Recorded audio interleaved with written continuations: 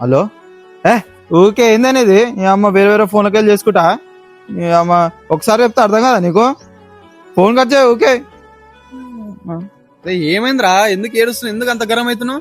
అరే మా పిల్ల వందనారా ఊకే నేను కావాలి అనుకుంటే ఒకటే టార్చర్ ఏందిరా ఊకే నా కోసం ఊకే ఏడుస్తారా రా ఒకసారి రెండు సార్లు అంటే ఏం కాదు కానీ నీకు అదృష్టం ఉంది మామ, నువ్వు అదృష్టం చేసుకున్నావు.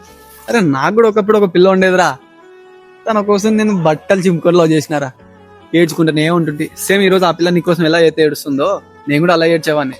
కానీ నేను ఏడుస్తానని ఒక చిన్న చూపు చేసేసి నన్ను వదిలేసి వెళ్ళిపోయిందిరా. కానీ ఒక చెప్తా గుర్తుపెట్టుకో, లైఫ్ లో నీ కోసం ఏడ్చేవారు నీ కోసం చావడం చాలా తక్కువ మంది ఉంటారు. అది నువ్వు ఎన్ని కోట్లు పెట్టినా దొరకరు. ఇది గుర్తుపెట్టుకో. రోజుల్లో నిన్ను చూసే 100 కళ్ళు ఉండొచ్చేమో, కానీ నీ కోసం ఏడ్చే కన్ను మాత్రం ఒక్కటే, అది ఎవరో కాదు, నిన్ను ప్రేమించేవారు. నీ కోసం ఏడ్చే వాళ్ళని మాత్రం వదులుకోకు మామ, వదులుకోకు.